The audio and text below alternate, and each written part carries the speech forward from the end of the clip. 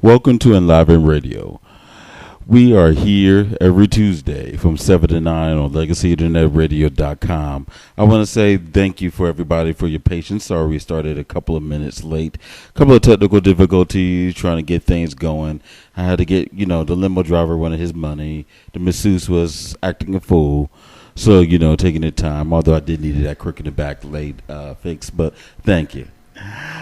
First off, I want to appreciate everybody also listening to us on MixLR page and also on the TuneIn application. How's everybody doing? We've been having a glorious couple of weeks of decent weather finally, and rained a little bit the other day, but we're doing pretty good. And always, as my partner to the side here, where I have I know you hate it, Mr. Sincere. How are you doing today? Hey man, it's just been a long day. But I'm good right now. Understand. That part of the day is over, so cruising into the evening. Cruising to the evening. Was your week good though? It is only because spring break is next week. So whatever is gonna happen is I'm just charging that to the game. Well, you missed too many days. I don't see how y'all be getting a break. Because of the snow? Yeah. Hey man, we can get another snow day and we'll be fine with me. Next week, not this week coming up, but the week after that, we can go into May and give us another snow day. I'm fine with that. Okay, I understand. Well, shout out to also our other co-host, Miss Brandy. She is not able to be with us at this moment, taking care of some business, but she'll be back soon. I promise you. And we have a couple other surprises, things. But also, we have a lovely and most beautiful guest here today. As always, we try to make it happen here for you. And we have the lovely Vera Moore. the lovely Vera Moore. How are you doing today? I'm absolutely fabulous today. Thank you so much. No problem. Now, I'm sorry that your voice is not with us today. You didn't have to scream so much when you saw me. I understand that I'm good looking, but it's okay. That's what we do. Okay, that's not a problem. Well, first off, welcome to Richmond, Virginia. Thank you. I appreciate that. Not a problem. Now, as always, I open the show up with a prayer.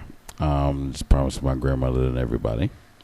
Dear Lord, thank you very much for the opportunity to let us join with you in good spirits and learn words of lessons in positive ways, Lord.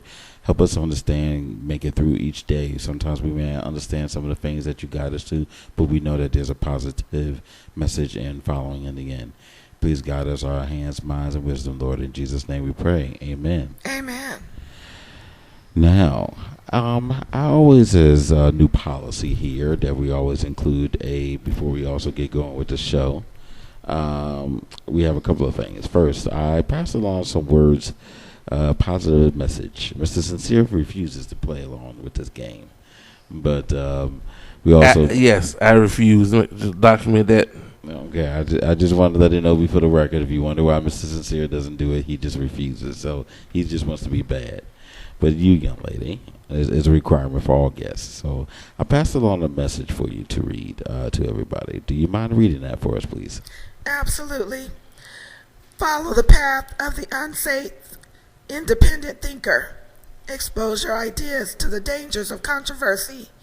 Speak your mind and fear less the table of crackpot than the stigma of conformity.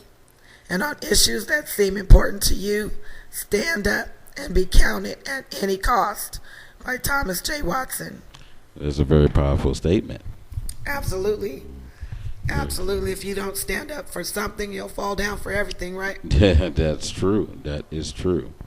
I'm going to, since Mr. Sincere doesn't play, I'm going to read my statement. Yes. I would love to hear you read yours.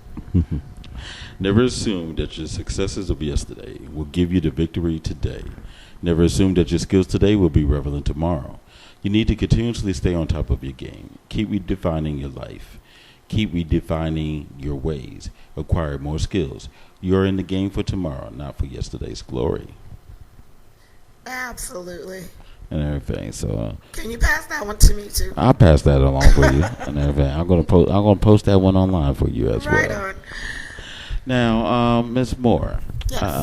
Where are you from? I was born and raised in San Francisco and Oakland, California. Okay. Oaktown. That's right. No, we don't call it Oaktown. It's just the town. Okay, it's just the town. Okay, you got your hammer pants? Can you do the move? Can you do the move for us? That's what I can't do. I watch from afar. You watch from afar. Okay, that's not a problem. And two rappers that I really love are from that area. Boy. Too legit. No. I'm not talking about Hammer. I'm talking about Too Short and well, the other one's from Vallejo, which is right there. It's the Bay Area. Okay. Of course, you know who that is. No, I don't. Really? I really don't. All my family members do, but I don't. I'm just not into rap music. But I love the fact that somebody expounded upon something and they reached out to our children with it. Okay. Now, let me ask you this. What brought you over here to Virginia, ma'am? And, I know you're kind of young, so what brought you over here to this way? My daughter, decided to go to Hampton University and 10 classes before graduation, had my first grandbaby. And that brought me out here to assist in her, raising her, so that my daughter could go ahead and finish school. Okay. Pretty powerful. Where did you go to school college-wise, or did you go, or? No. Okay. I did not go to college. I am in college at this point. Congratulations. And what are you taking up? I decided that I better get a degree before my youngest one gets hers. With all my other kids getting their degrees, I didn't want to be left out of the boat. Understand. So, you got them to that level, so you never would be without the boat. Absolutely. So you keep that in mind. Now you have, tell us, are you, another thing with our rules is we always announce to say hi to your family, kids, single, married, things like that. So do you mind giving a shout out to your family, because we don't want to leave anybody out? Absolutely not. I want to definitely give a shout out to my glorious husband of 27 years, Congratulations. Mr. Garnett Moore, who has been very supportive through this journey with my organization. My kids, my oldest daughter, Dominique, I'm sure she's listening right now on Facebook. Hello, Dominique. How you doing? And she has her own business, Sporadic Entertainment, and I love the fact that she's an entrepreneur. And then my daughter, Angelique, with my grandbaby, my son, who's on his way to Morehouse, and my 15-year-old who's looking at a double major when she graduates from high school in 2 years. So What she want a double major in? That's funny. Communications and culinary. There's nothing wrong with that. You gotta be able to talk. She wants her own cooking show. Cook and communicate. Actually, she wants to be a food critic, so I'm telling her maybe even better. And what did we just speak about? Food critics? We just talked about that. We ain't gonna give up all the secrets. We might try to get involved with that ourselves. Yeah, very much so. Hats off to you, because you've done an awesome job to get your children and your grandchildren motivated and keep going. So not by myself. No, hats off to you. Hats off to you and your family. Yes, absolutely. My mother played a very tremendous part in all of this, taking care of my children while I went through, my trials and tribulations in my younger days. If you don't mind, tell us a little bit about those trials and tribulations. Did you just play with fires, or did you, take apart TVs? Did you punch people and ran away? What did you do? I did all of that. All of that and more. Did you read my rap sheet? Hey, I was flipping through the pages, but I just figured I'd let you be honest. But well, good for you. I started a life of criminal activity in 1995. Got strung out on drugs, found myself in prison, facing a life sentence. By the grace of God, I was given 4 years. After asking him, absolutely bowing down and asking him not to take any more than 2 years from my children. And I went to court one day, found out that they were willing to give me a plea. And I walked away from that with 4 years, and I did 2 years, 2 months, 2 weeks, and 2 days. And I did not learn my lesson. I just got away with something, really. And I ended up back on the street, and the ways of the world weighed me down. I indulged in drugs and prostitution and just everything you could imagine that was out there to get into. I did that. And I would go into working really good jobs, and then I'd fall short. and I get clean, and I go back and forth. So when they say that relapse is a part of recovery, they're absolutely true. But then in 2007, I decided that I wanted to actually do something different and be an absolute role model to my children. And I got on my knees and I learned how to pray. And from that point forward, True Beginnings began to blossom. Awesome. Now, let me ask you the first question. 94, 95, you mentioned? Yes. May I ask what age you were at that time? How old was I? In 97. I was about 25. Okay, you were 25. What was going on from what you're saying? You had a good mother. Father was there? No. Okay. I lost my father when I was 9. I'm sorry. Funny. My mother was a police officer, and my father had been a notorious drug dealer in San Francisco, and he was killed when I was 9. I'm sorry. So my mother had to take the place of both, her and my dad, and she did the best that she could do. She was very stringent, and when she said, do your homework, I was like, no. Then I stopped rebelling. I realized that to get things that I wanted was to get good grades. So I graduated from high school literally with a 3.72 grade point average and a 4-month-old baby. Well, a 4-month-old baby in the stands. And but I had a great childhood when you think about it in the essence of what my mother tried to do for me. But when I was 25, I thought my mother was horrible. She was very stringent. She didn't spare the rod. And so I blamed her for a lot of things. And it was when I finally woke up and started holding myself accountable, was when I started being able to love her and realize that I was the one reaping havoc on my own life. So, you go ahead, Mr. So when you started first initially having some issues with, you started sliding, were you still out there, or were you on this in the Virginia area when things started to go downhill? No. Every crime that I've ever committed, everything that I've done negative was in California. Good. You don't do it in Virginia. And we're going to tell you right now, Absolutely. Leave it to Commonwealth alone. Can anybody that's listening, can I get an amen? Absolutely. With my organization, I've had the opportunity to look up certain crimes and figure out how the whole judicial system works. And there was no way that I'm going to jail in Virginia. No way. I never come home. But if I'm going down, I'm going down. Right. We're going down a blaze of glory in Virginia. There's one way or another. They're going to make sure. Absolutely. They can have that 4x6 cell. Now, you said you were rebellious and you wanted to do things your own way, safe to say. And what was it about life as a young adult that you felt that, okay, I could do this, and what she was telling you or what other people were telling you was wrong? What was it that you were seeking that you could not find at 25, and you felt that you needed to do these other things in order to get what you wanted? Acceptance. I was a nerd and very articulate growing up in the ghetto, in the hood. And everybody called me white girl, gray girl, Oreo. I didn't get along with anybody. And I thought I was smarter than everybody else. I want to put it absolutely real. I was like, you guys are dumb. My mother taught me how to speak and don't be mad because I'm educated. So I was snobby. And I didn't find that out until my husband said to me one day, we need to go to our 20th school reunion. And I was like, I don't want to be around those snobs. And he was like, no, baby, you were the snob. It wasn't them. So I was looking for acceptance. And that was by my mother and my husband. All my friends loved them. And I didn't fit in.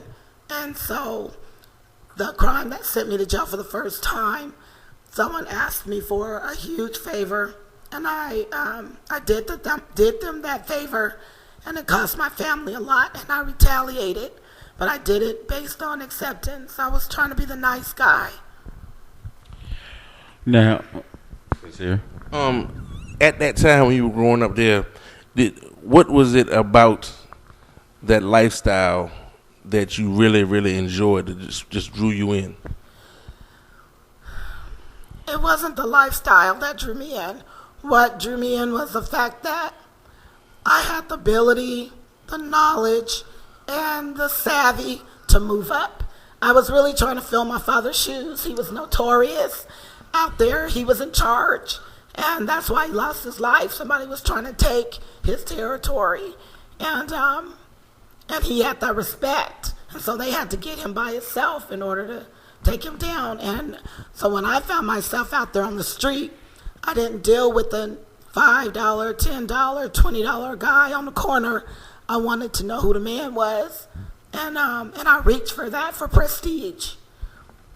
Absolutely. And in doing that, even hanging out and the prostituting, I always wanted to know who was in charge. So I just kind of tried to move up the ladder, and it was kind of like when you're working and you're at a job and you go, okay, well, I'm an admin, but now I want to be the manager, and for the manager, I want to be the supervisor, and so forth. And I found myself in high places with the people with the guns and the scales and the weight. And one day I was in the car with one of them, and they were on Hennessy and E-pills, and came within 6 feet of smashing us into this big rig, this 18-wheeler. And I thought, I better not do that anymore. They're not as all they cracked up to be. One other thing, when you got involved with things, was there ever a time when your father's background when they actually found out that who you were, did that ever help you in any kind of get through any rough situations? No. I played my role in another town. And meanwhile, my family that was still connected on my dad's side were falling off. They were being killed. So it was just me out there making a name for myself. And I did. I made a name to where people gave me respect when I was walking down the street. I didn't get stole, It got to the point to where people came and pulled a sawed-off shotgun in my face just to let me know that, that I wasn't nobody at that particular point, no matter what I thought and where I went. But no, my family, I never mixed my family in with what I was doing and pulled no strings like that. I wanted to be self-made. What is it about this, before we go forward, what is it about this life that, and it may be a bit unfair because you're older, but it still seems to be relevant. What is it about that life or that style or that image from a woman's standpoint that women like to see in a man and guys, to me, boys, excuse me, and that's so attractive, knowing is wrong? Some like to use the phrase confidence, but there's confidence in other good things too, positive. Not confidence. But what is it that's so doggone attractive that's leading our women astray? I can't think of the song by Beyonce right now. A soldier. I need a soldier. So when you think of a soldier, you think of somebody that's going to go to no end, right? Follow instruction and do it right. They're going to lay their life down. And what women see, or at least what I saw, I'm not going to speak for every woman. I'm just going to say that what attracted me out there was the man being in charge. It's like, there was nothing like it. All I'd have to do is say, I need my nails done, or I need to lay down, or I want this, and it was done, and it was snapped to. But then, a brief story, I stayed with a guy, and excuse me, he kept me fed and high, and a roof over my head, and another guy who came by and asked if he could borrow my utensils, my paraphernalia.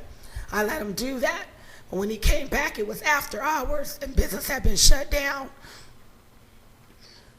We had turned the porch light off and everything, but he still felt the need to knock on the door.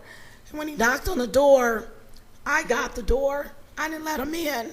But the guy that lived there came to the door, invited him in, And the guy was like, he called me all kind of B's. Here's your utensil, this and that. And the guy that lived there socked him dead in his mouth. And so he demanded that I get my respect. And that's what the women are really, that's what I was attracted to. That it was demanded that I get my respect. Now the ones that are not getting the respect and they're just out there, I think it's just for the glory. It's just so fast paced. It's so much money. And the adrenaline is constantly pumping. And we live as humans for that high. As humans, we're always trying to achieve something that's going to make us feel different than the everyday normal. And that life definitely will do it. But the thing is that but the adrenaline is the danger. But the thing about it is, and I can speak only for myself in this and from a few others, but you should get that adrenaline high knowing that you can get this done. You going to school. You got a man that's taking care of you, he's being responsible. He's working hard. He treats me well. He's not having to have to act hard or put his hands on me to prove that he loves me. All these other different things. That should be the respect that you seeking, that you want demanded versus what you were mentioning before. Absolutely, it should be. But you have to take into consideration what the bottom line is for every individual. Where for myself, I had daddy issues. My father put me on a pedestal before he passed, and I knew what that felt like to be a queen.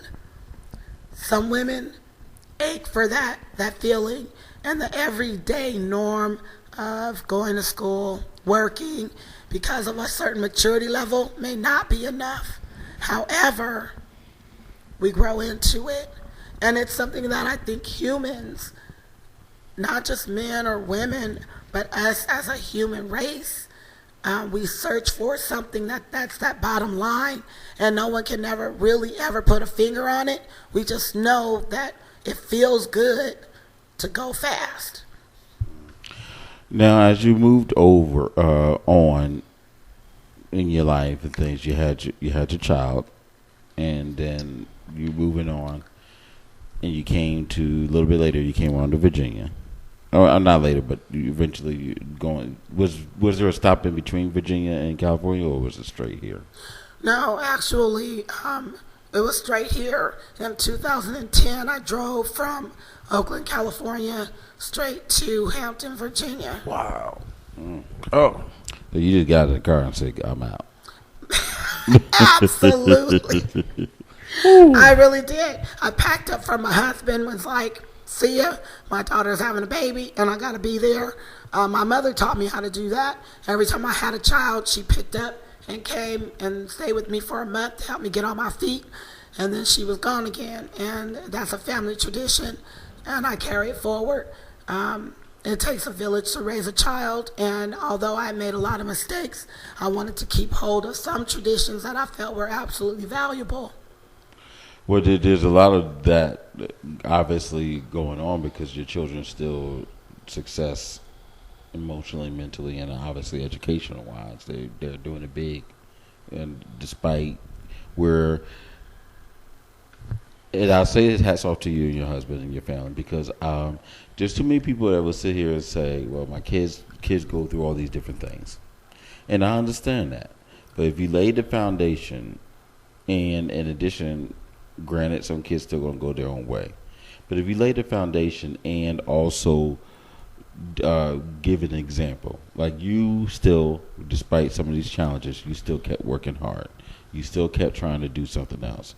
You did not expose, other than coming home, overall that life, you kept them covered from. Wrong. Okay. I absolutely exposed my kids to I misunderstood you. Okay, no, I apologize. Yeah. In 2000, I got my kids back from my mother, and I relapsed in 2004.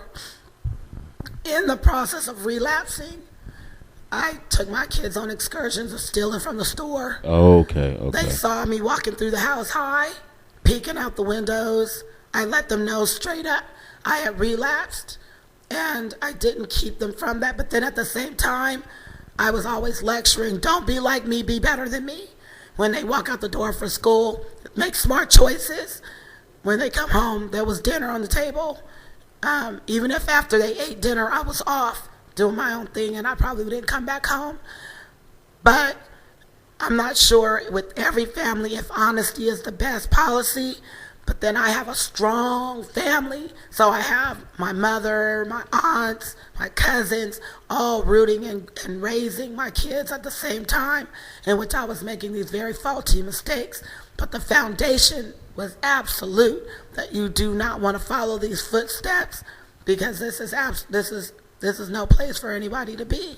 And they realized, I let them know that I had emotional issues. I just didn't know how to fix them at the time. Or work with them and to get it going. Say that again. You had trouble learning how to fix them and also work with them at the same time. At the same time. Sincere? Man, this is a lot to take in. Like, that's a whole lot of stuff you went through in that little bit of time. So when you got back here to Virginia, did you stay or did you go back again and then come back? I left. I was very angry that my daughter, after we had molded her and pushed her and egged her and encouraged her to go to college, would leave college 10 classes from graduation to have a baby. I guess I was more so angry because I was living her life vicariously, and I really wanted to see that success. Right. I wanted to prove to myself that I wasn't an absolute failure. And so I went back to California, but God had a different plan for me. We lost everything out there, and in 2012 I said, you know what, we need to go back to Virginia because the cost of living is cheaper. Our 15-year-old, her junior high school was on the track, and I refused to have some guy sweet talk my baby into doing something that I was absolutely against. No matter what you say to children, they're going to go and test the waters. So we moved to Virginia to slow her down, and it has done tremendous in her life, as well as mine and my husband's. What was it, and if you don't feel comfortable going, let me know, what was it, those lonely nights or those nights that were really rough when you were out on the street with the prostitution or the drugs and things like that, if you could recall or explain, what were those nights like mentally for you? What was going through your mind that said, okay, I need to go home, and then also put you back out there knowing that you got these wonderful children and a wonderful support group? What was going through your mind? I did not want to feel what I had been feeling, and it kept me going. I did not want to feel the guilt, the shame, the discouragement. I didn't want to see the lack of promise in my children's face. And so I would stay out another night. And then when I would come home, when they would see me was when they were headed out the door to school. And that kept me in a place to where I was hidden. It's not good to have your mess out in the open, and those feelings that you're haunted by keep you searching for that next one until you're absolutely too tired to feel or even to get high from what you're using. So on the lonely nights when I was like, I really need to go home, the next thought behind that would be, do you want to be at home and be in fear that your mom's going to call probation on you? Do you want to be at home and get into another fight or argument with your husband? Do you want to go home and see your 3-year-old looking up at you, wondering what the heck is wrong with you and why didn't you come home to read me a book before I went to bed? Do you want to be home for any of that? Do you want to be home and have to answer to anything that you've been doing and you don't want to hold yourself accountable? And so the lonely nights they outweigh the going home. Excuse me. What would you say going forward, and you got to Virginia, you started working, and you built your foundation up here. And tell us a little bit about your organization, your foundation. So I got to Virginia August 27th of 2012. I found employment September of 2012, and that was as a leasing agent for affordable housing, something that I had a background in and I was very good at. I got the job through a temp agency. Mm-hmm. Once I started working and doing my job, the actual corporation wanted to take me on full time, permanently. They loved me. They loved my work ethic. They loved the fact that I knew all this information, and they had been hunting for someone like myself for a while. Unfortunately, the temp agency had not disclosed that I had a background. So when the regional manager approached me and gave me a job offer saying they would buy out the contract, I disclosed my background.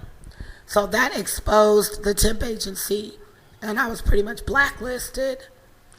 In doing that, I decided to search Hampton Roads for reentry services, where they would offer not just a good resume, because I could do a resume, not only a good suit, because I had a suit, but true services, an inlet or linkage to actual employment for someone that had a background and had changed their lives around.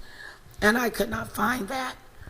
And in my search, not only did I not find what I was looking for, but I realized that a lot of people that were in my same footsteps looking for true reentry services that would help them and not hinder them or enable them were not job ready.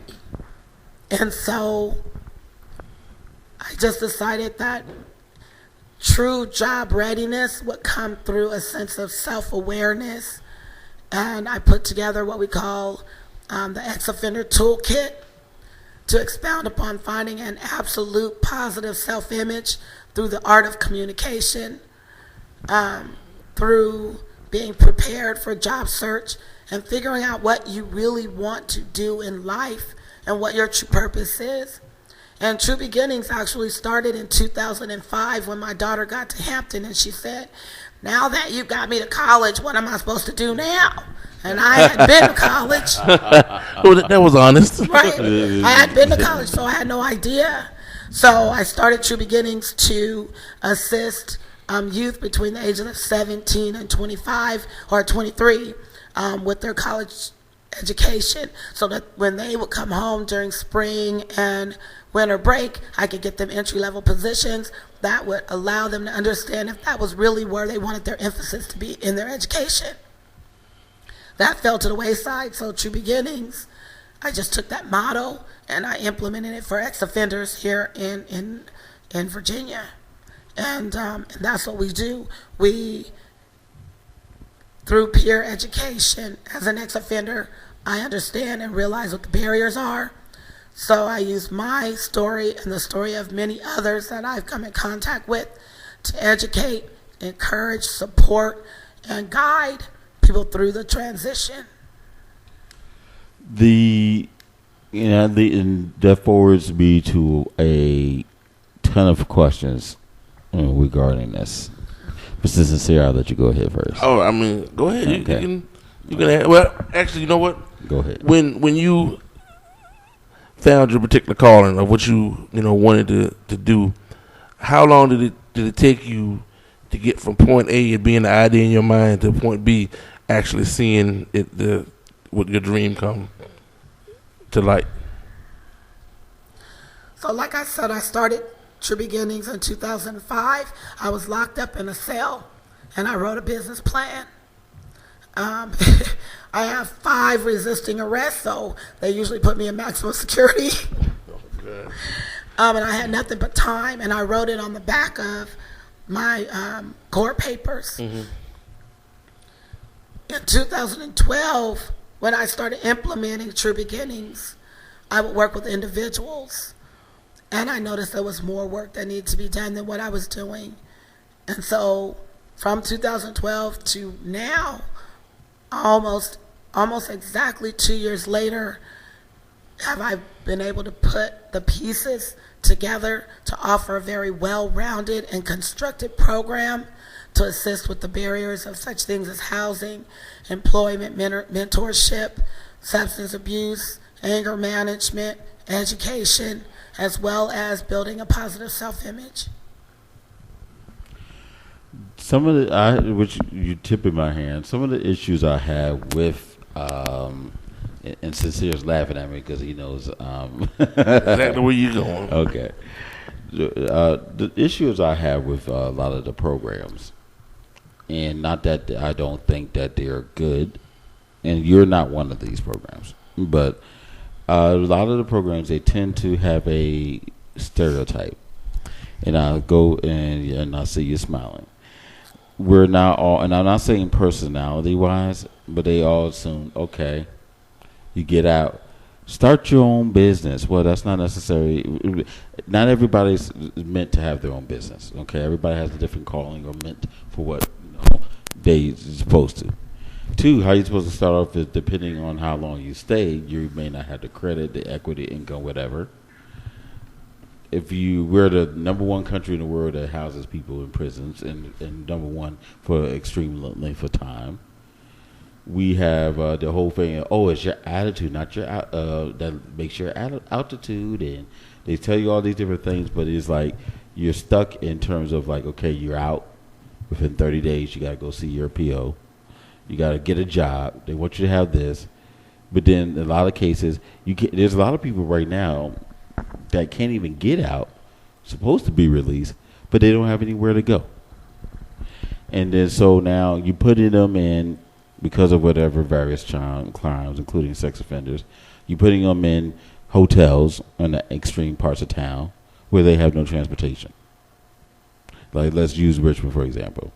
Some of the hotels, not all, but even in certain parts of the city, there are places where you can't, at best bet your bicycle, but you can't do that in wintertime, the rain, what have you. And then you'd be lucky to get a job.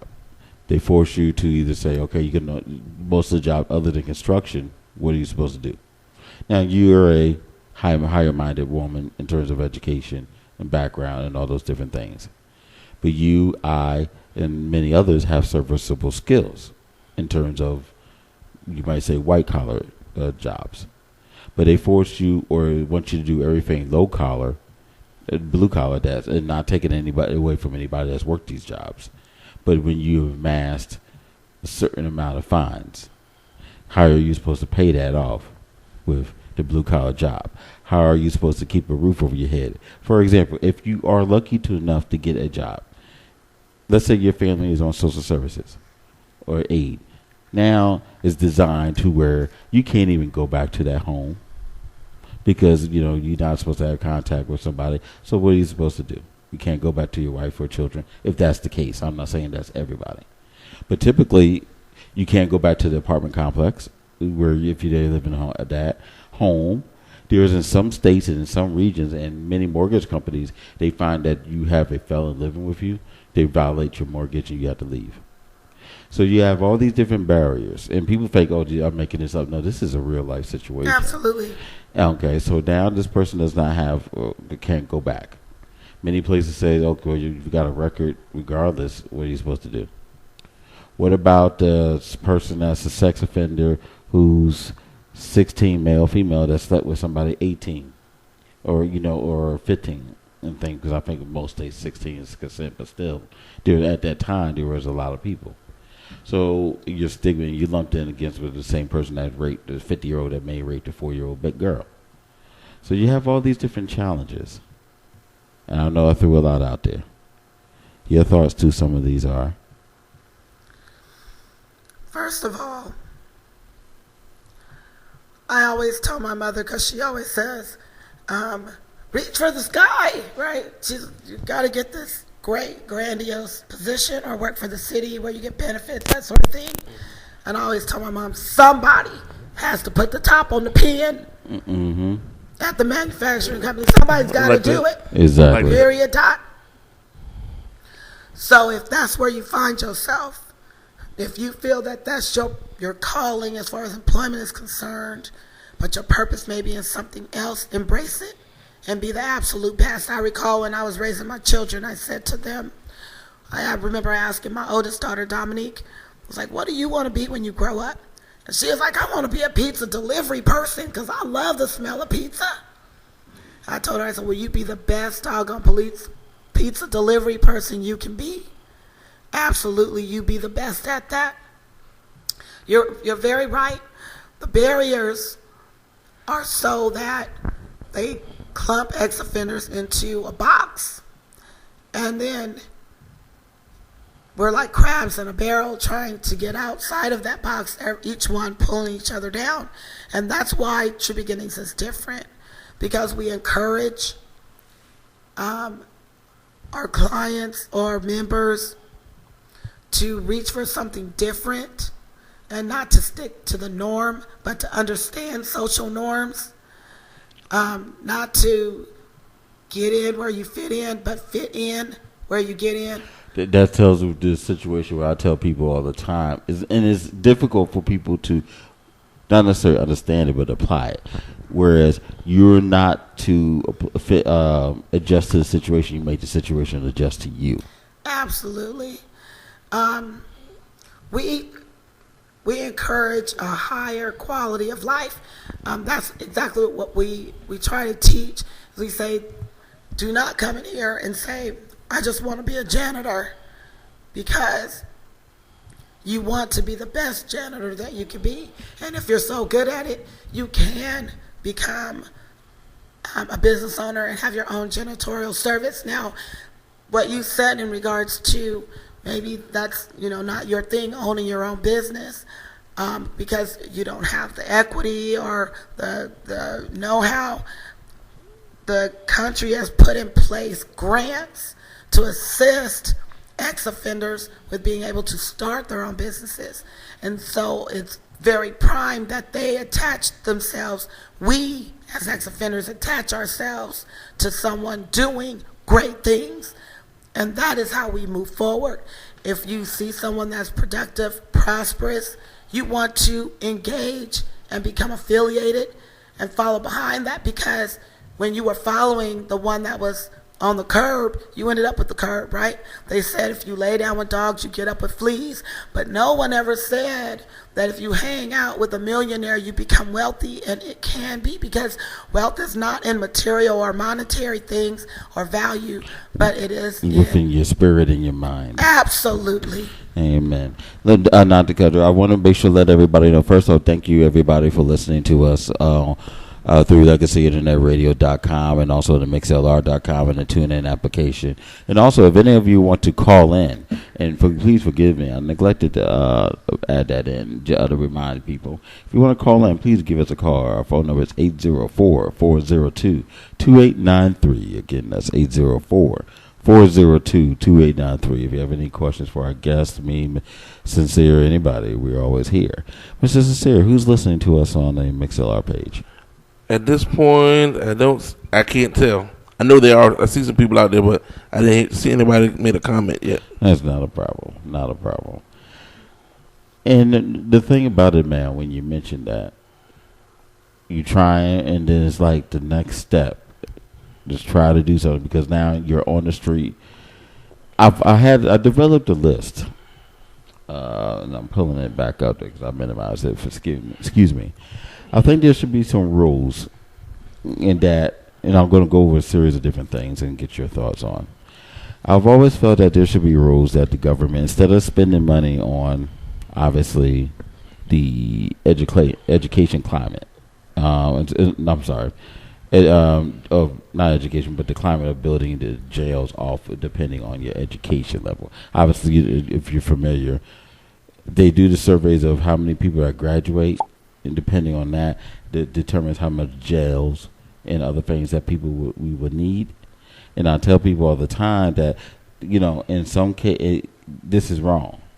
And not to sound hurtful and not to sound mean, But in some cases, we put that on ourselves. We have to take acceptance, accountability. The system didn't get there on its own. Now, granted, it takes two to tango. The system will fail if we do our part in our community and educate. And we got too much into this "don't tell me what to do with my child" attitude that led us down, and that continuously leading us down astray. It's deeper than that. No, yeah, I agree. It's deeper than that. But I'm just saying that when we don't have these certain things, like for example, in New York, 1 out of 4 not graduating high school. I think it should be a national law that you should have finish high school. I think it starts with education, but that's not the only thing, because even with the high school degree, there's plenty of kids who are graduating that don't know anything.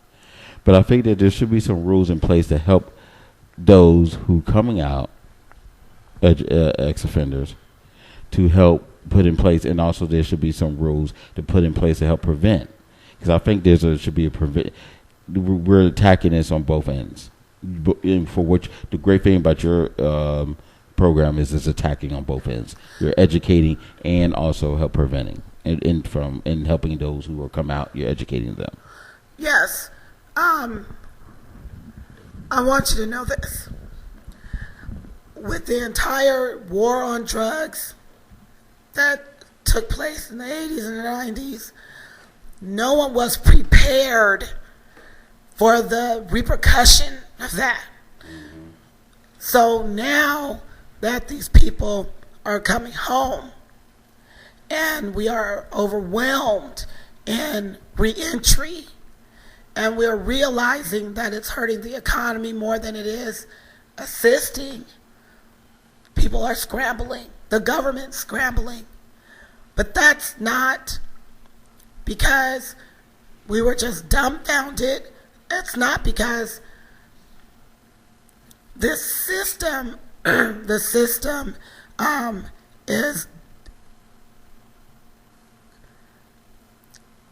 It's not because the system doesn't work. It's what it's boiled down to is that we put too many eggs in one basket, and now it's overflowing. Now, what do we do when we grab this net? What do we do with what falls into this net? And who it works for. Exactly, who it works for. But there's no cookie cutter approach or cure, because it is deeper than "don't tell me what to do with my kid." My belief, and I stand on this absolutely very firm, is that when civil rights hit and Martin Luther King did what he did, Malcolm X, all of these great leaders, when they put things in place, we began to rest on our laurels as a people. We stopped fighting. Absolutely. Marcus J. and Helsevate, I know has stuff with Marcus J. We talk about this all the time. We gave up the goat, and the issue is we harken back sometimes in the 60s, 70s, or even part of early 80s, because at least we were together, and not just one race, but everybody. Absolutely. And now like we just Black Harlem. I mean, not Black Harlem. I'm sorry, Black Wall Street. That's a phenomenal story of how we built this huge town of our own that was productive, prosperous, and wealthy. And they came in, they burned it down, and we came back and we rebuilt it. There was unification. But here we have the civil rights movement, and we rest on our laurels. We got the right to vote. And then where do we go from there? It's like now there's no more signs. Everything's equal. We wanted what they had, and what happened with what they had came drugs and money. And but the part of that is everybody that was working hard in all those years, unfortunately, passed on. So we were here, basically, people my ages and maybe your age and down. So we had it a little bit easier. So we're not necessarily, we're seeing the mental.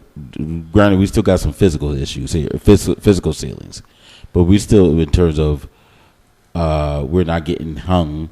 We're still being shot at, unfortunately, but still overall, there's a mental ceiling. There's that crabs in the barrel. Where back then they had to deal with the physical so much and everything else. But now, like you mentioned before, we had it easier. So now we've gave up the goat. We stopped fighting, and now we're here. That's part of the problem. And you know what you just said, which is the mentality, and it's absolutely wrong, is that we did not have it easier. We had it different. They took a different approach. Absolutely. When you saying, and I'm not trying to be combative. What are you? I think we're talking the same thing, just maybe semantics of words. But we had it. Be honest. Okay, honest. I can't say for myself, but I could tell you 10 people off the top of my head would easily have a different outlook if they were being chased home every day by dogs. If they were given, because they walking out of school and they being hosed by people on their front lawns and the police and attack dogs. You see what I'm saying? They would have a more appreciation for the education that you got now. I don't know. I'll give you a prime example. My husband was chased by men with bats through a river on his way home. And he's still complacent with having a good job with benefits. That's where he's at. His mentality is not to reach further than that and then pull the community up in a sense of business. He does his ministry with the children on the preventative side, teaching not to do what he did to overcome barriers and stigmas, that sort of way. But he still went through something, you see what I'm saying? And it was still just as harsh in Watertown, New York. We've seen in California dummies hanging from the tree to let us know not to venture into that area. There's swastikas everywhere. It's just different. So instead of us being lynched, the police officer said to me, "We don't really want you. We want the bigger fish." So they want to use me to get the bigger fish of the dope dealer with the sack. And then not only him, but where it's coming from, all to meet their quota.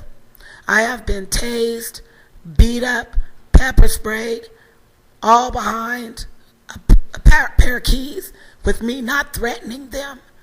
So it's just different. I've gone through, these days it's emotional. With the constant rejection, the lack of certain things in place that would assist you in moving forward, the cost of education, these things they're just a different means of keeping certain people back. But you have to keep pushing forward because it is possible if you keep a certain mindset that it is achievable. Sincere? Well, the whole situation with us and what you were saying earlier, it seemed like after that time when we got complacent and as a people we just kind of said, okay, we have some people that are being successful. They open the doors a little bit. Reagan came in with his thing and set everybody back. And then it seemed like after that, nobody had a taste for that anymore. Like we just said, well, since we got a little something, we don't have a taste for wanting to strive, wanting to help each other out. We want to just get individually who can get what they can get. And then everybody else, we just suffer like the rest of them. Tell me, Sincere, what do you think would be a remedy for that? And tell me, from our history, haven't you seen this played over and over and over and over and over again? Well, we're people that don't seem to learn from our mistakes. We seem to just constantly repeat them. I can say when I was in college and I had all that vigor to go out and conquer the world, and I really wanted to do and getting into the field I ended up getting into. I still had it. I still kept it. But at this point, being in it for so long, I don't have that anymore.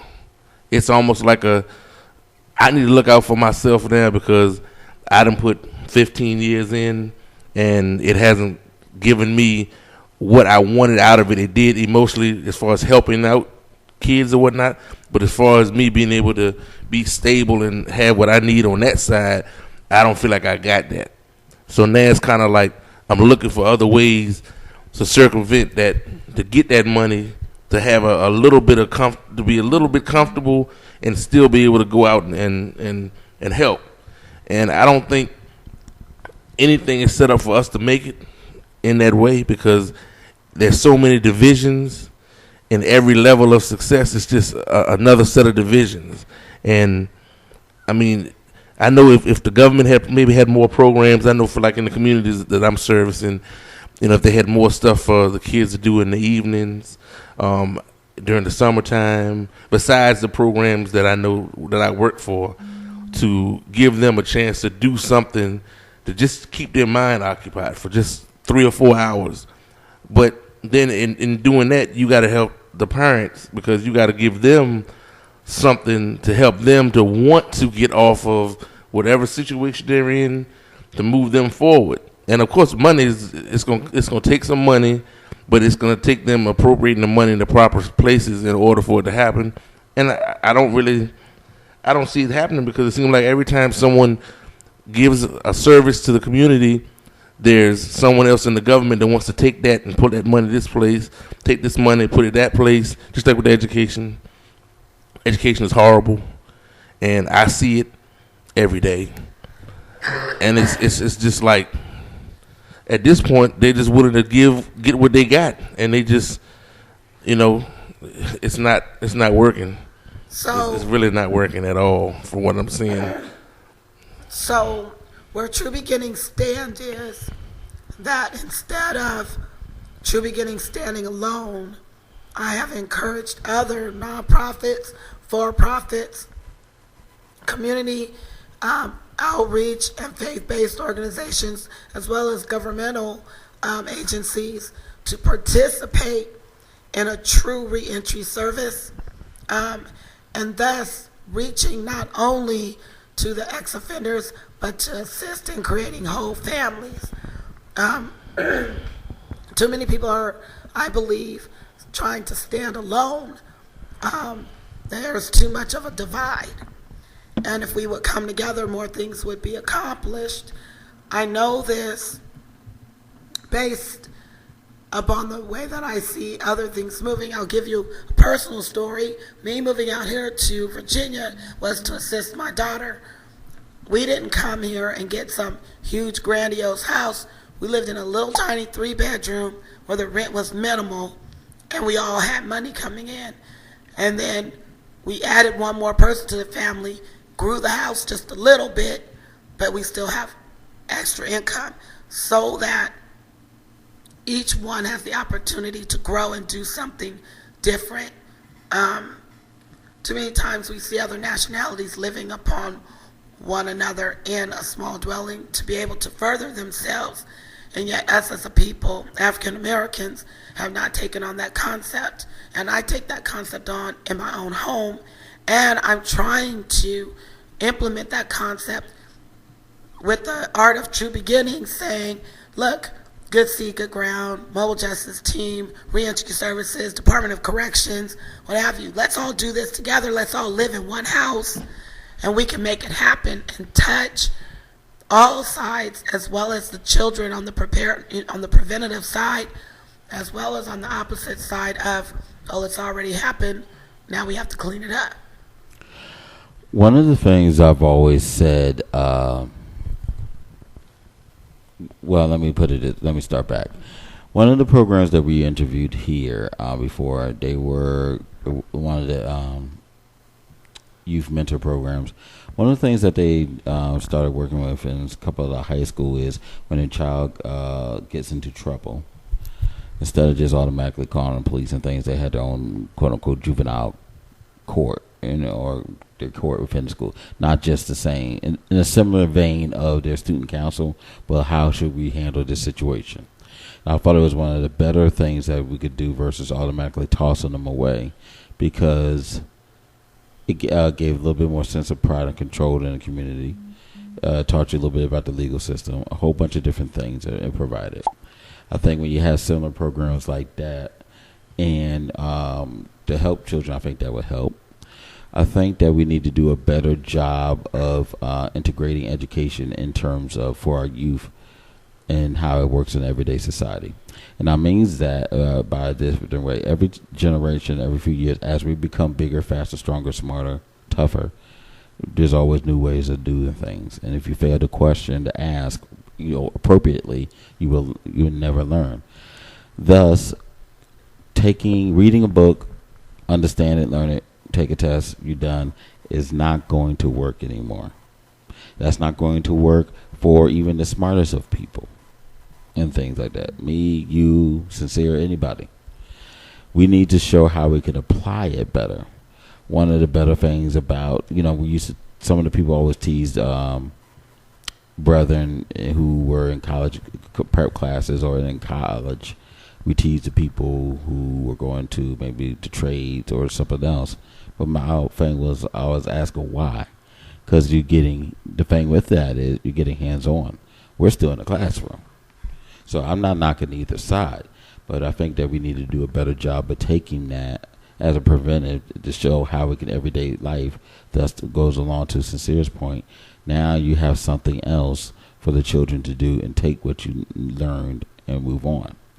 Now coming out, in case if you were unfortunate in this situation of coming out as an offender, I think there should be some things in place to help get you moved on. Because I'm familiar with some of the grants, but there are also too many chains in the iron there that's not allowing to everybody to keep going. Thus, instead of spending money and having these private prisons in control, because you're familiar, if they're not filled to a certain capacity, they get to sue the government for even more money that comes out of our tax pockets. So it's an unfortunate circle. Let's use this money wisely. Now, in case someone comes out, regardless of the situation, if they spend more than 6 months, maybe even 5 months in prison or jail, you should be given a suit. If you spend like 10 years, you should be given 10 suits. Now, someone said that's crazy. Well, what's a suit? $120 plus the shirt, tie, whatever. $150. So you're out a little over $1,000, $1,200. What's that supposed to do?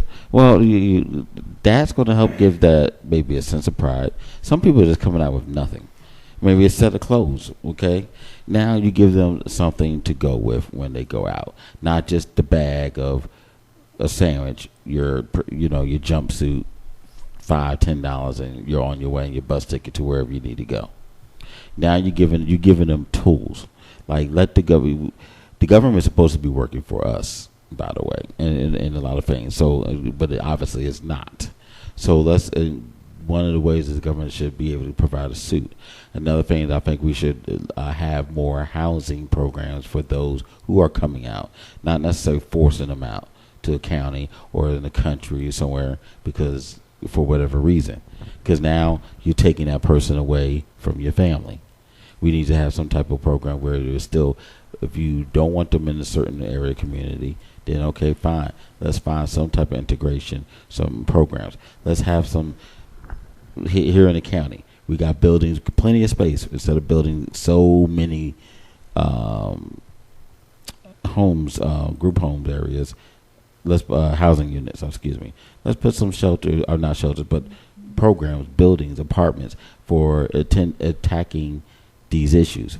Now, because if we can build apartments and shelters for domestic violence and shelters for women, if we can build them for mental health, we can attack all these other social issues for cancer, medical, all these other different issues. And this is the same issue.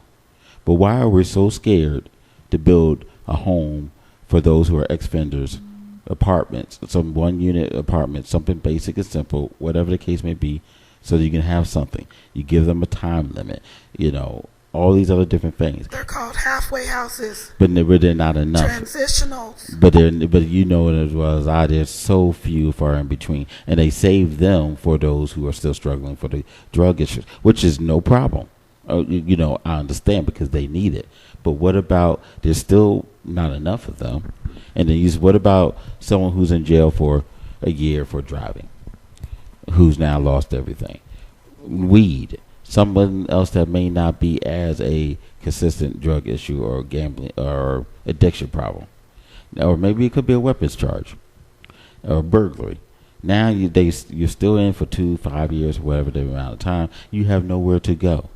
Many of them don't have that, or they're taking that risk. What we talked about earlier of bringing that person within their home, and then and like you also mentioned, the churches.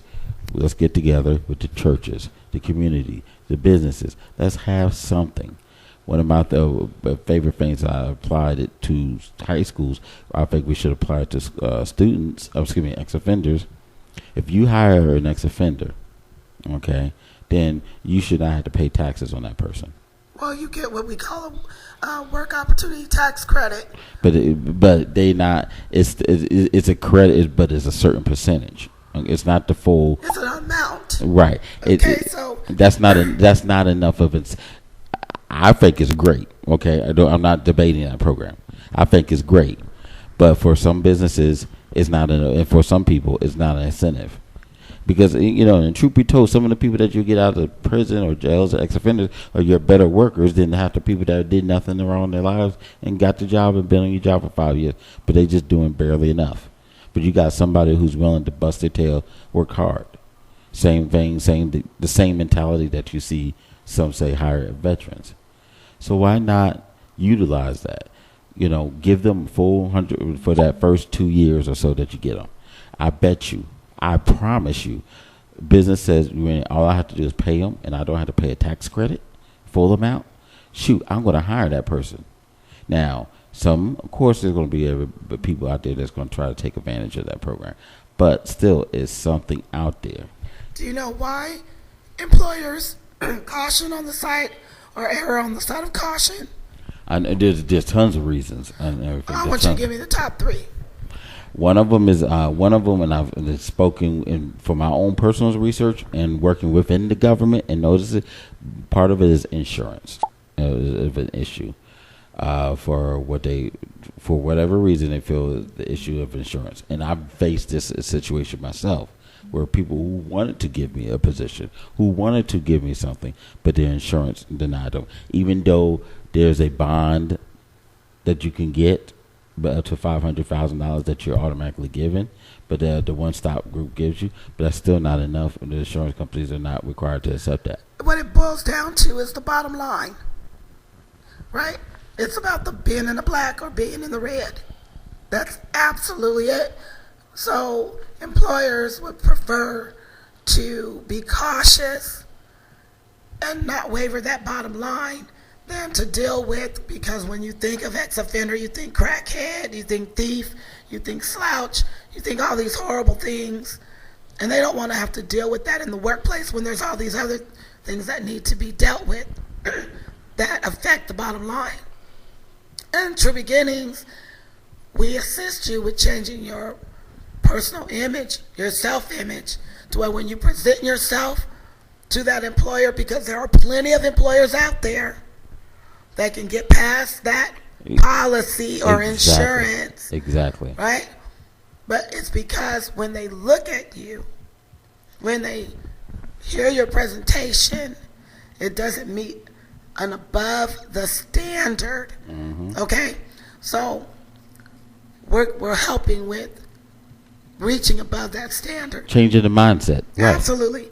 Now, in regards to housing, it is True Beginnings' mission, not our mission statement, but our drive to have a community where ex-offenders will be able to come home and reunite with their families in luxury townhomes, living as though they put their past behind them, as though nothing has happened. But in this community, we will offer parenting. We will offer family movie night, reuniting our families, bringing back that Friday night dinner time, bringing back Sunday dinners with your kids, having the playground there. It will be a gated community. Within there, you have reentry services. The people, once they once they've received employment or gained employment, half the money goes into the rent for the property, and the other half goes into an account for them to move past the community into ownership. There you go. So you got into the hallmark of whatever I meant. Excuse me, not what I meant, for what I was speaking on. Sorry. Yes. Absolutely, this is not meant to be a nesting ground. No. It's absolutely a jump off. That's exactly A transition. what your beginnings is. It's right. The transition of everything is to lead to a higher learning, a higher quality of life. But it's your quality that has to be in the mindset. And that's one thing I fight, especially with a lot of young men. It's with women too, but I think it's a lot more with men. Oh, I grew up this way. You trying to change me? Don't tell me what to do. All these different things, and I try to. You know how many I fight with this with people who are even non-sex offenders. You mentioned all the time presentation. I went to court today for some business stuff, and you don't know how many times, except for I was only young person above under 50. There were plenty of young black men there. I was only one under 50 that dressed appropriately. Even if you didn't wear a suit, wear a blazer or a nice shirt, khakis, dress pants, shoes, something. Heck, unless you're in your work clothes, I get that. So many of them pants sagging, a whole bunch of different things, cussing at the guards, everything else. And I'm sitting here like, why? But it coming from a certain environment. And I tell people all the time, don't let your environment, whatever, dictate. Use that as an excuse. Tell people all the time.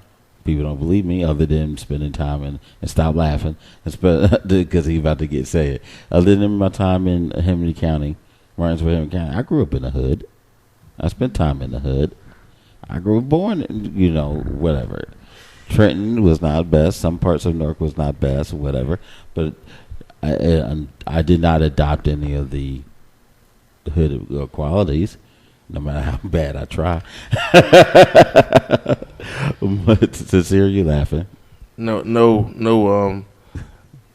didn't grow up down there. He grew up down there by the racetrack. You know what? Either way, but the point is that you should not let it change. Feel like you have to do. You're losing yourself or you're losing your home, because at certain times in life, to grow forward in life, you have to let some things go. That's easier said than done. No, I understand that. I understand that. It's easier because it's what you grew up in the community and things like that. But it's when you're trying to move. Not everybody is on the same path to glory. Now, some people are hanger-ons. Some, like you mentioned, some people are crabs in a barrel. They don't want to see you. Oh, you were down with us, and now that you got out, you think you're better than everybody. Reach back. You got all those different things. So you're snapping, and then you got now. Let's say it's you're the one that's doing better in terms of your psychic change. You may have to start off from a certain level, but the family that you came from still may be at this level of we're here. We all got a job. We're all working at a grocery store. This. But no one in the family has an advanced degree. No one's aspiring to try to do more. Too many people have gotten settled.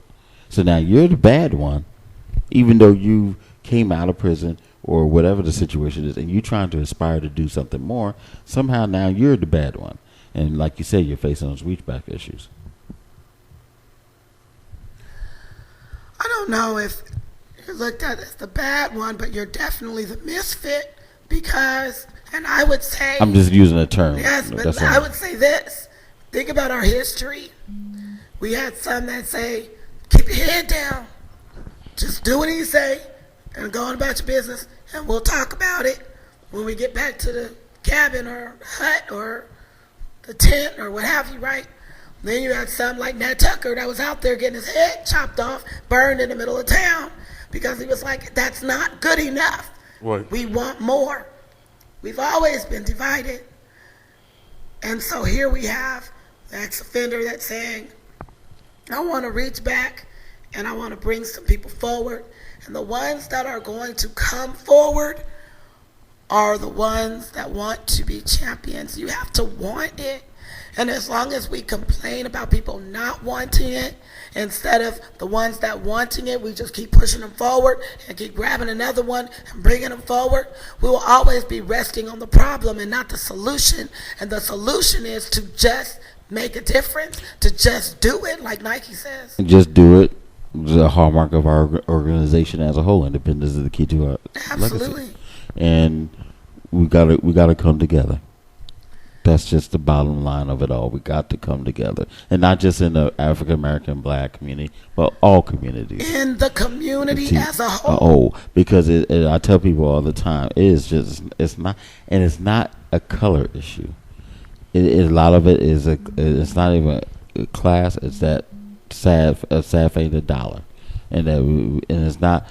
A lot of people say the money is the root of all evil. No, it's what you decide to do with it. Or some people say, what's the phrase? Intelligence or whatever. It's not what you do.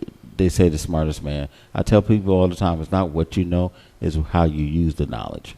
I tell everybody, Bush was dumb, but he was smart enough to know how to influence and hoodwink people. So it is what it is. It is exactly that. It is what it is. But I want you to know that being on or a part of and involved in many committees and organizations other than on the outside of True Beginnings, I want you to know that people are very passionate and striving for a better community. And there's a lot of us. It's just that we're still a little overwhelmed because there's a lot more coming out than there are to deal with it.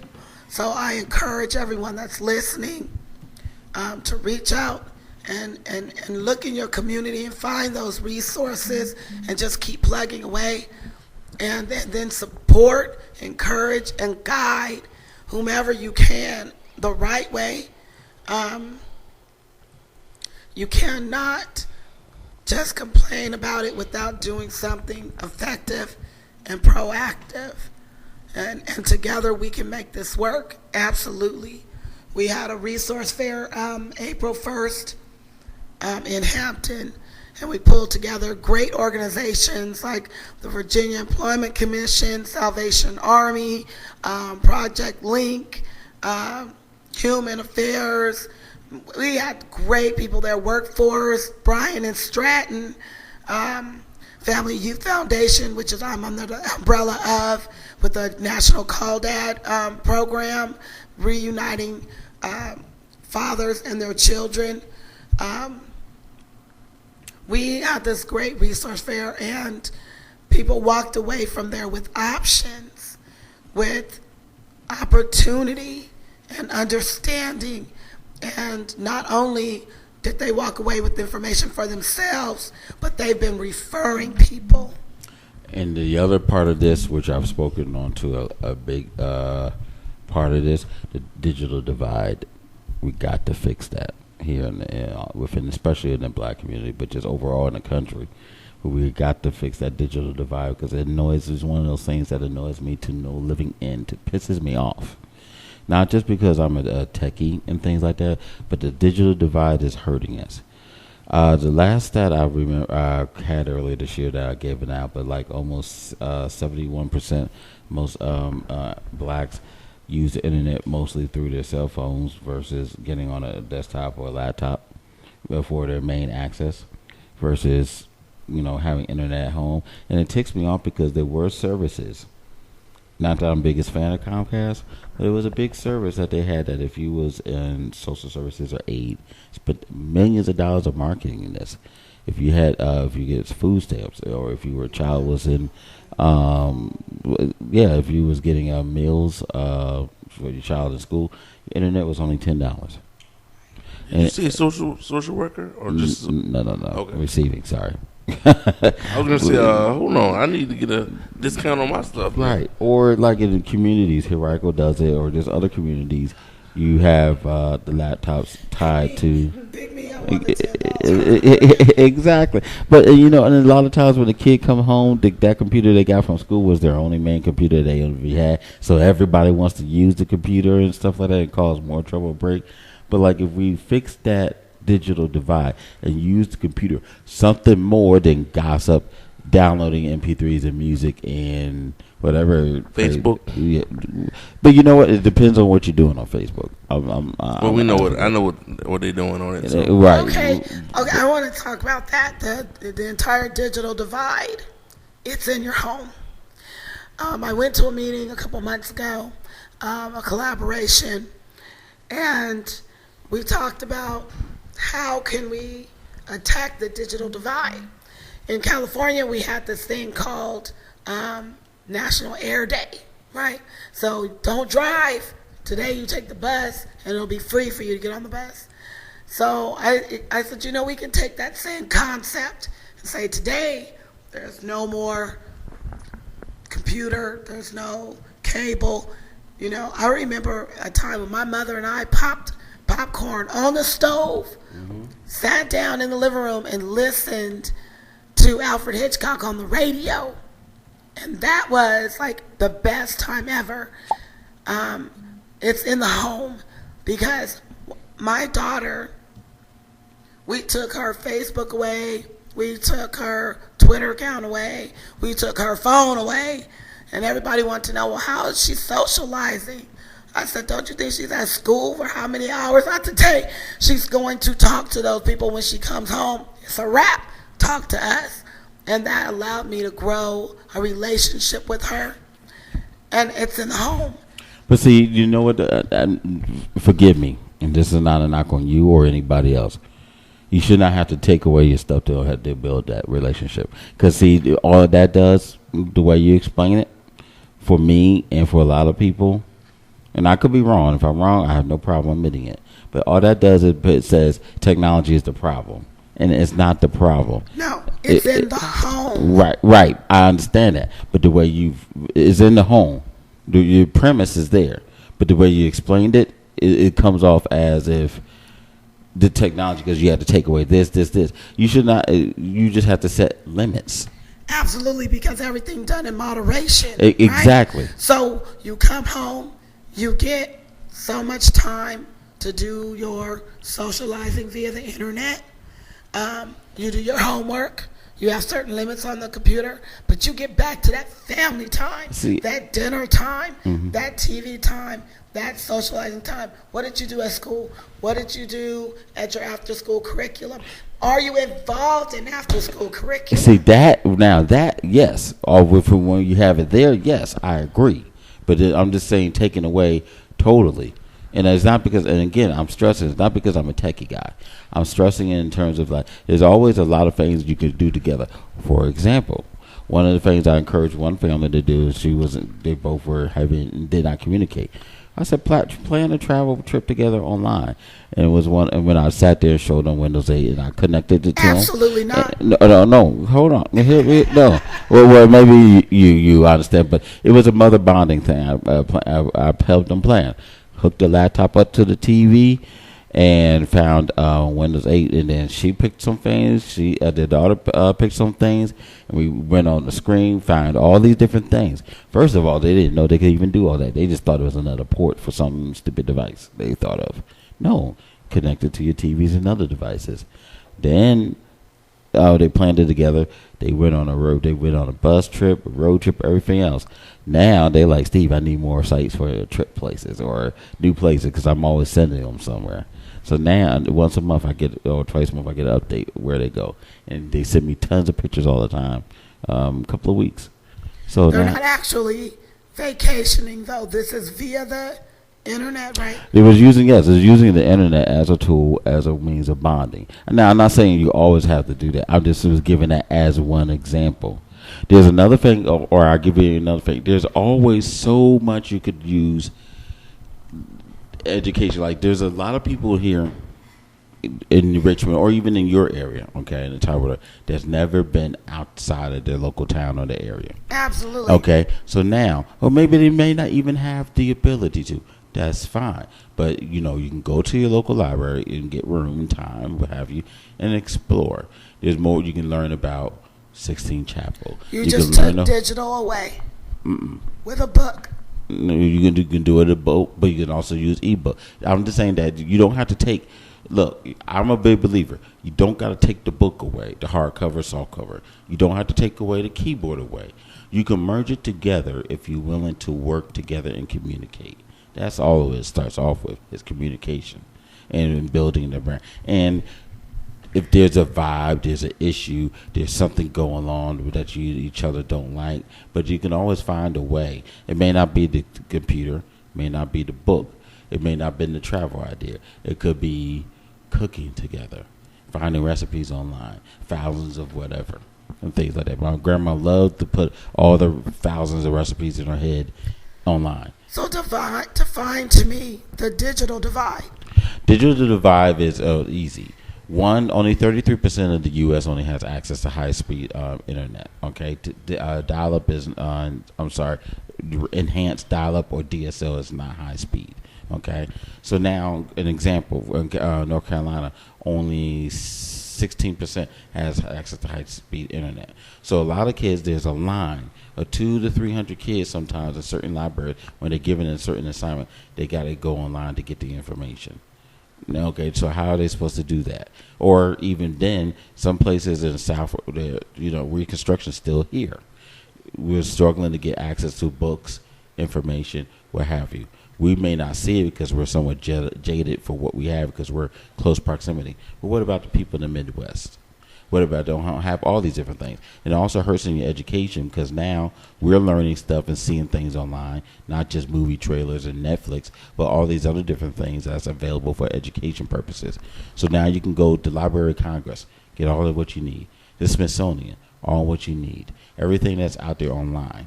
But then now you don't know what's out there. It's not. You can't blame for somebody if you don't know. Now, it's a difference if I give it to you and you don't know. But now all these people don't have access to all these different things. Now, also college. Now you're stuck to thinking I can go to this local college or maybe some college somebody may have passed along to you. But you don't know what's out there to research your information. You don't know what's out there for scholarship because you can't get out on everything's online. You can't fill out the application. Okay. However, a whole bunch of there's a lot of jobs that's out there online, and everything is not on a cell phone. You can buy all the 3G, 4G. You can buy the Samsung 5G Galaxy that's coming out. All you want. It's not going to mean a hill of beans in the middle of North Carolina or Iowa or Kansas. Okay. However, the internet is available in the libraries. It's available somewhere, and it's about you being eager enough and hungry to go get it. To get the information and somebody being behind you with their hand in your back. It's not available everywhere. For what you're saying, technically, you would think. But no, not even every library has the internet. No, not every library. But my point is that it's so widespread that if you want it, you can achieve it. You can have it if you want it. And if you don't know that you want it, somebody around you will enlighten you. And when you get an idea, how can I do this? Unless you're one of those that are stuck in the backwoods and they're okay in their they're okay in their circle, fine. But like, unless you're up when you want it, now me, if I'm in the middle of Kansas or something like that, I'm going out to go get it. I move. There you have it. And everything. But not everybody has the foresight to know how to do that. B, maybe not everybody. I thank God that I had other people in place, angels that helped me, and even when I couldn't do it.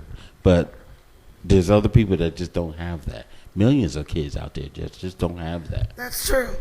So that's where they do. But instead of being a part of the problem, be a part of the solution. And that's where I'm saying that we need to fix the digital divide, provide internet access for a lot more people and things like that. I think it's coming. No, it's coming. Another part of that digital divide is travel. in terms of interstate commerce. That also hurts because now if you don't provide the network and the information to be able to travel to certain areas and stations, now you're hurting interstate travel. That's one of the reasons why we don't have high-speed railroads, and it's a stupid shame that we don't have that. I should be able to get on the train, take it from Richmond to New York, and be there in less than 2 hours, easy. But we don't have it. Same thing in California or the middle other way. But when it comes to something else that they really want, they'll do it fast. That pipeline that's coming down the middle of the country from Alaska down, I forgot the name, down to the Gulf. They're quick to get that up. And see, the thing is, when it hurts their dollar or they actually care, you'll find that the people in power will move.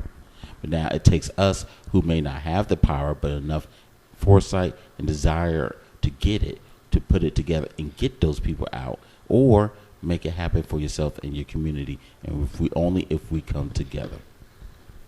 Sincere. Shout out to Cutting Edge and Michelle K. Robinson. Hey, how y'all doing today? Hey, what's up? And everything. First off, so let me give a shout out to Miss Michelle K. Robinson, who was in a horrendous and horrible accident where she's lost everything she had in her vehicle. And now she can't drive. She's walking everywhere. She's not. She's walking 10 miles. She's a rental truck. She's a rental car. She's in a rental car. Yeah, 2013 Tahoe. Oh, see, and now she can't afford the gas. I tell you, we're so very sorry for her. But let us pray that she can get the gas to get to work the next day and everything. Mr. Cutting Edge, thank you very much for joining us as always. So he's a member of the program, always keeps us positive and things of that nature. He was talking about the bandwidth is the issue as far as for the internet. Very much in order so. to compete, and then he said that the first thing is going to be the cost. Well, see, the thing is, you know what? That's where it's really the cost of building that versus the cost of trying to support a bunch of. Look at the other side of it. The cost of keeping kids or young adults on social services. I put it this way: if you have more availability education-wise, is more available and less of them being on a system of aid services and everything else. Not saying you can't fall in. We still don't have a need. There's people with doctorates who may need food stamps from time to time. It happens to everybody at some point. But you're less likely to be out because you have some serviceable skills. You had the net education. So take that money and think about it, the reverse side of it. And if you spent it towards the increasing the bandwidth and having availability, then the less money you're spending on prisons, less money you're spending on all these other different problems. And then now you can put that any extra money, you can put that towards education, towards paying the teachers. It's just how you look at. You mentioned it before, ma'am. It's how you look at it, how you appropriate it. Reappropriate it, excuse me. I used the word wrong. Reappropriate. Not you. Yes, using I the did. word wrong? Yes, I used the word wrong. I used the word wrong. Now, there are so many issues in our government, in our world, but if we just stick to America and the system, the issues came over with us, and it's going to take a long time, and we won't see it in our lifetime that things will be different or better. I'm sure. I'm trying to live here a long time. I don't know about you. I'm going to get here. He's being reincarnated. I'm going to stay here. The question is as what? I'm going to I'm going to stay here. I'm not going to look. Speak for yourself. I'm going to get there and everything. But thank you, Cutting Edge. What was it? Keystone Pipeline? Yes, that's the name of it. Ma'am, forgive me, I forgot Absolutely. the name. But that's the name of it. Thank you, Mr. Cutting Edge, for that. Shifting gears a little bit to get your thoughts on everything. What? I'm just thinking you're shifting gears. So. Right, because like we've already shifted gears, right? But my stand is still this. I believe in my people, my community, and I believe in the system. I believe because on the corporate side or on the side of being employed, Say I wasn't an ex-offender. Say I'd never been to prison. I believe in, well, you laid your bed. Now deal with it, right? You committed the crime. Now do the time. But I also believe that a life sentence, if you're going to give somebody a life sentence, then make it a life sentence. But if you give them 2 years, then let it be over with that, and give them the opportunity to redeem themselves, and putting ex-offenders back to work within our community will take away from the tax money that is being put into the institutions, because we know that where there is a lack of employment and a great sense of poverty, there is crime. Mm-hmm. And people go back to jail. So we can talk about the digital divide. We can talk about so many different situations and problems that are in society right now that we have no control over. But what we do have control over, we seem to kind of neglect, and we want to harp on the government. We want to harp on the things that are bigger than us. But there was a quote from someone that I read, and he says, when I was younger, I wanted to fix the world, and I saw that was a really big job. And as I got older and I realized, that the world wasn't going to comply, then I decided I was going to fix my community, and that was a really big job. And I saw that my community wasn't going to comply, and so then I just decided I'm going to stick with my family, and I'm going to fix my family. And I got a lot of havoc there. And on my deathbed, if I had known what I know now, I would have just started with self. And it really boils down to that. If you start with self and you start putting forth that energy with yourself, so many things can be accomplished. Do you think with Black Wall Street that they sat back and waited for the government to give them anything? Do you think that they wondered and wished and hoped to be able to get the lumber, to be able to get the finances, to be able to get the support, to be able to get the internet, to be able to have a phone or energy or anything?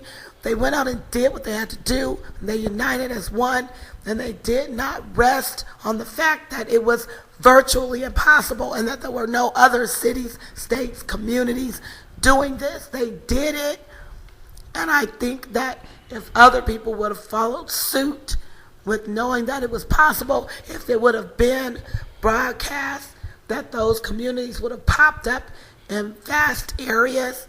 And now that we're making it more known that we do have the ability, that we are a productive nation, and it doesn't have anything to do with nationality or culture.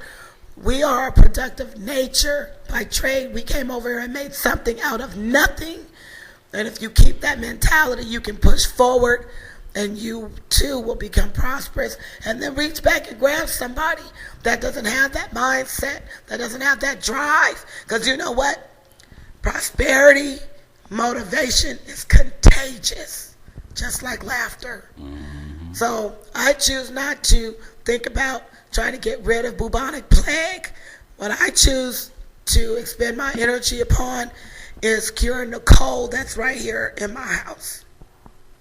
Amen. Now,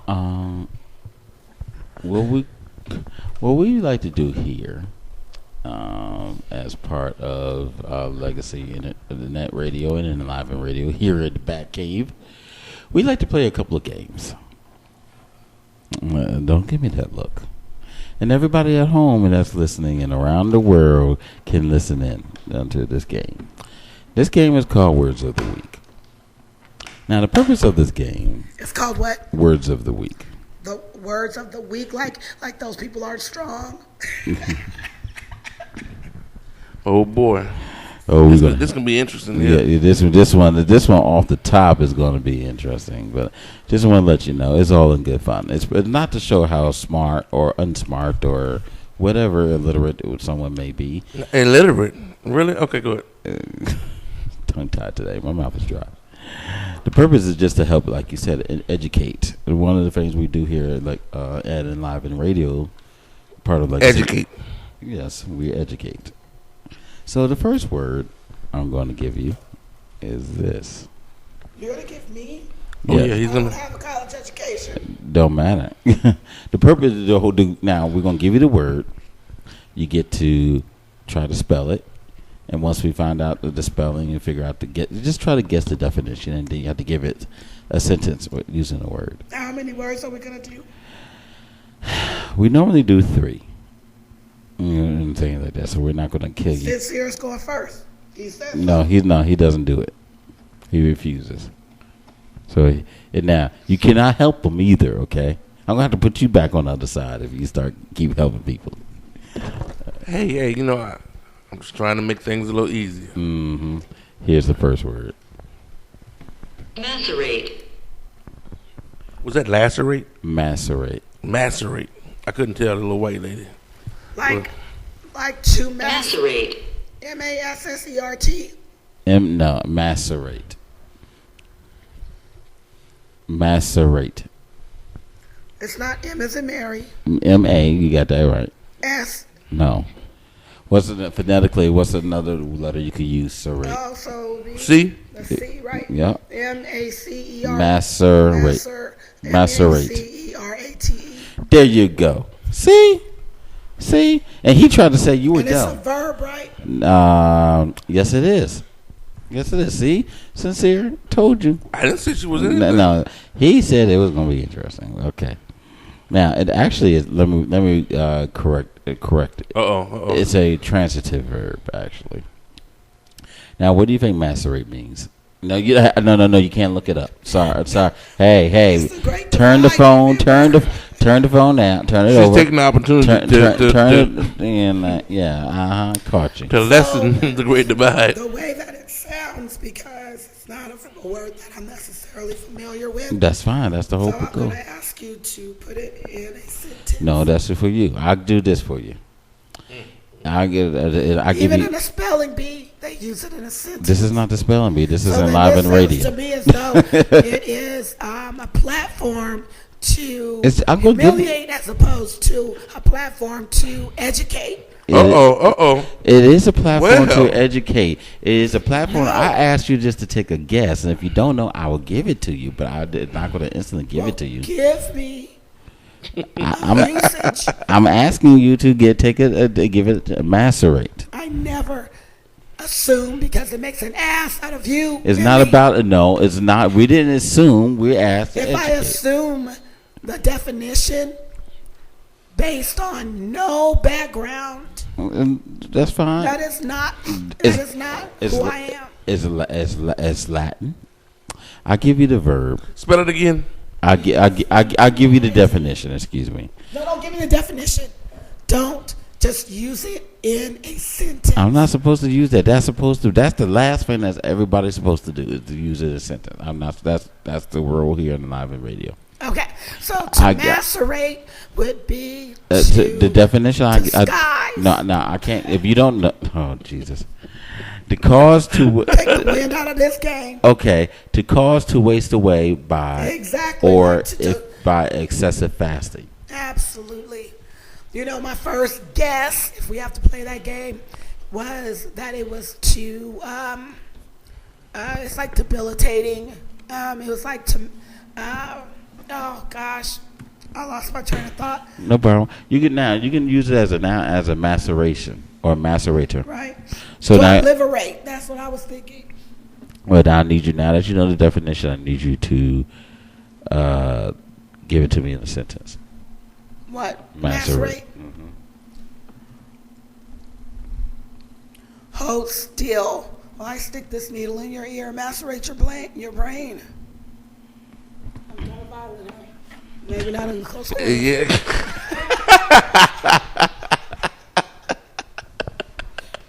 Look at it. Okay, Next here's a word. serious one. Next word. There's a time in the life The you got to know. maceration You know when to of hold our them, know when to academy fold them. has caused great divide amongst our community This is not and going the well. government. This is not going well. It sounds good. Okay. It sounds like she's really so. putting it down. Okay. Here's the next word. Actually, I'm gonna go to the since I'm gonna say that word for last. I'm gonna go to the next one. I think you ought to just go with one word, considering we only have one guest today. Hello. Oh, you don't think so? Weedle.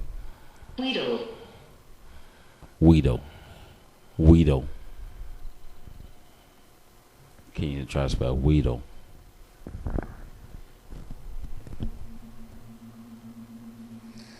Are you saying Weedle as though You just said it. You said it correctly the first time. Good job. W? It's not like needle. WEEDLE. WHEEDLE. Good job. Okay. Good job. Now, And to wheedle, it's a verb. Sense of a verb would be to diminish or make small. No. Oh, well, I tried. That's fine. To persuade someone to do something or to give you something I to told say. you it was a game of humiliation and not It's education. No, it's to persuade. So now, what can you use it in a sentence? It's a verb to persuade someone to do something or to give you something by saying nice things.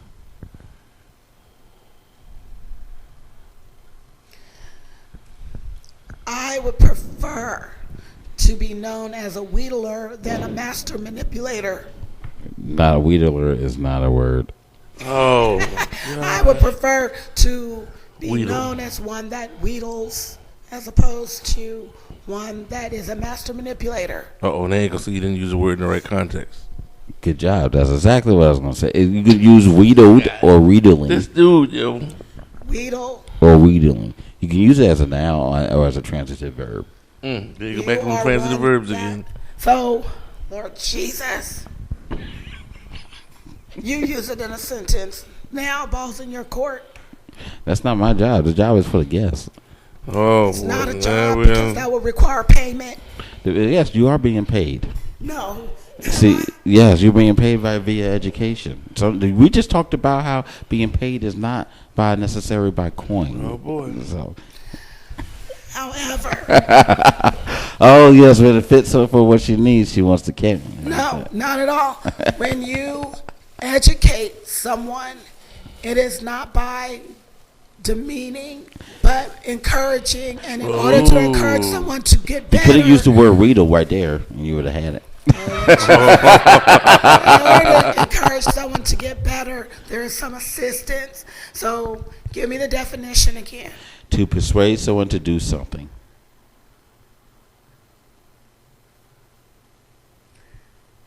And the way that I used it in the sentence, the second sentence was not correct.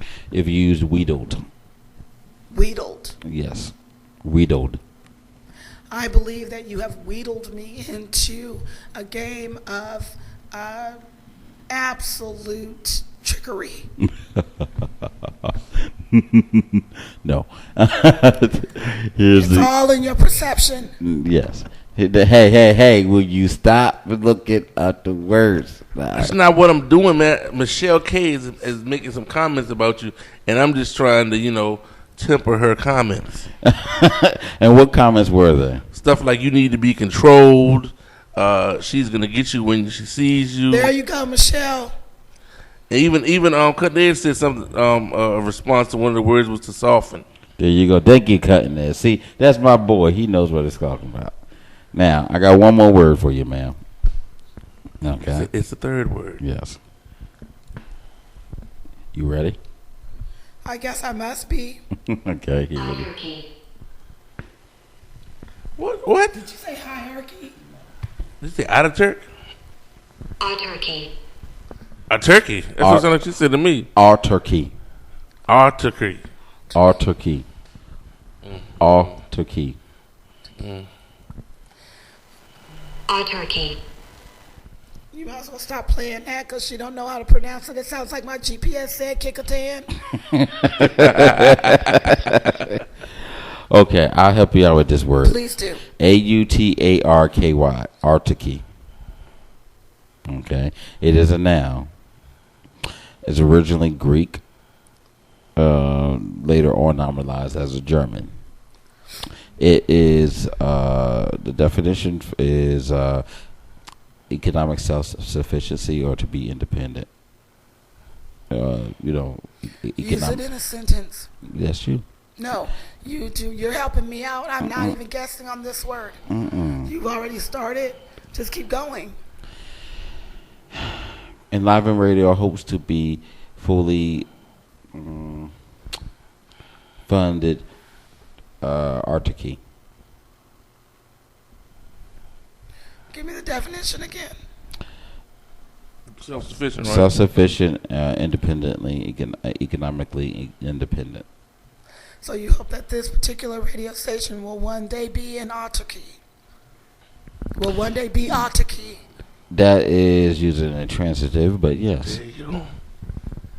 Everything is transitive. Well, she did a good job of it. But, ma'am, you done a very good job of this, actually. Thank you. And everything else. I'm very proud of you. And everything. Sincere, you looking at me like you just, like, I'm just so... What? That's it, you said? It was, you wasn't able to someone enjoy else, that. Someone else mentioned they were going to join in on the getting you. Uh-oh. Who is that? Who is that? I'm not at liberty to state who that was, but I'll just say that there's two people now that you opened up. Oh, Lord. Oh, Lord. I know. Okay, I'm going to take a guess, and I'm not even looking at it to see who it is, but tell that person I ain't scared. Everything else. But anyway, the last part of it is black facts. Now, I always ask, but I'm not expecting you to know it all. But the whole point of this part is just to help educate of different things, local and national history. What happened on this date in 19? I'm not going there. Just Absolutely I just asking. This one was this one is straight. And she has put the microphone down, unplugged the cell phone charger. Okay, no, this one is quite easy because it was talked about all over national news every day. And this day in 1974. So this is what I want to say. I understand exactly that it could be educational and it could be inspiring for your audience. But you're not fluent. I'm not. I do not. I'm going to say this. I'm going to say this. And what I have learned in dealing with people, when it becomes someone's sole purpose to put information out there as in a way that does not uplift the next person, there is a control issue, and I don't buy into that. So instead of you asking me something to see how smart I am or the lack thereof intelligence, that is not what this is for. Then it could possibly be used as, guess what? Today's fact is, on this day, in this side of the American society, you're taking it. This and this. Of course, because I'm the one being put on the spot and no one else is allowed to participate because I'm the only one here. So I'm not defensive, but I have taken a stand to keep my face. Have you heard that before? Hold your face. Yes. I'm saving face. No, you're cheating. I'm not cheating. It's basically you're finding another way. You're finding another way to take the fifth. If you so choose to see it that way, I see it as such. It's not about here to discuss and to enlighten and encourage. And you did. And what I don't want to do is to put myself in a light that says that I am not capable. Based upon people judge on a consistent basis based upon knowledge, education, and what? Appearance. But see, here's the thing. Here's the word. I say this all the time. Judges used incorrectly. Okay, there's nothing wrong. You're supposed to make judgment calls. You're supposed to make good decisions. Thus, you judge. What you should never do is condemn. I'm not, and that's the thing. I'm not saying that you, but I'm saying that the audience as a whole, you are not responsible for the way that they perceive, and I am not responsible for that perception at all. But so you're responsible. I would prefer to be known as and to be seen in the light of someone that has something to offer, and not she didn't even know the answer to that one. No, I learned that one in 5th grade. No, that's not. No. No, the way we go about it is that sure we ask, But the whole thing is, okay, cool, we learned something. There's people who knew some, there's people who did not know some of them. It's not about the show if you do or if you don't. It's about just help sharing information. Okay, so then it's not a question and answer. It's I just ask, hey, if you happen to know. If you do, cool. If you don't, cool. Okay, go. Okay, today was 1974. Do you happen to know what happened today in 1974? If you do, Today? Yeah, it was all over the national. April April the 8th. Absolutely. I'll give you a hint, and just it's sports. Sports. Sports In the United States? Yes, here in the United States. I got it. Cool. The Yankees won the World Series. No. Hey. Oh, it wouldn't have been today. That would have been in October. Yeah. So it has to be. Now it has to do. Now I'll give you a hint. It did have to do. You're on the right path. Honestly, it had to do with the Yankees. Who's the most famous Yankee? Babe Ruth. Right. Okay. What happened on this day that was broken by Hank? I just told you, Hank Aaron broke. Home run. Hank Aaron broke the home run world record that was set by Babe Ruth. Correct. All right. This day in 1974. Correct. So now I have a tidbit that I must remain aware Well, you of. know what I tell. You know what I've Because told. I'm a big sports fanatic, so I don't have to know something when I go home. But you know, it's a fun fact to share. Too, there's plenty of times I've asked people to, hey, get your child to take some of this information, bring me a paper, do something. I give you a prize, share it, whatever. We do it all the Can time. we open it up for floor discussion though? Don't just be like, hey, Vera, do you know? Be put all on the spot. And some of our our listeners are agreeing with Vera. Okay, who is agreeing with Vera? And who? It's It's few pretty people. deep over here. It's I'm a looking few at people. it. Hold on. I'm hearing all the comment. beeps. Let me come over here and see who's this. Oh no, yeah, I should have known.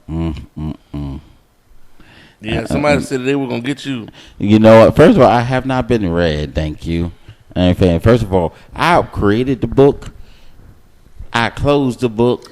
That's the And problem. I give the That's the problem. That is absolutely it the problem. I know it You're did. only functioning with your own book. There is a whole world of knowledge out there. Besides your book. Man, No, my if book. I only used my book, I'd never get anywhere. No, I don't just use my book. I'm being totally facetious. Spell facetious. That seems to be the word he And wants. and here's me. And here's Someone asked you to spell it. Hold on, before I get to that, the word. The company's word for Enliven Radio is supercilious. I don't know what's wrong with this guy. How did you get me down here, Cecilia? Sometimes some people have to learn about stuff on their own. Oh gosh.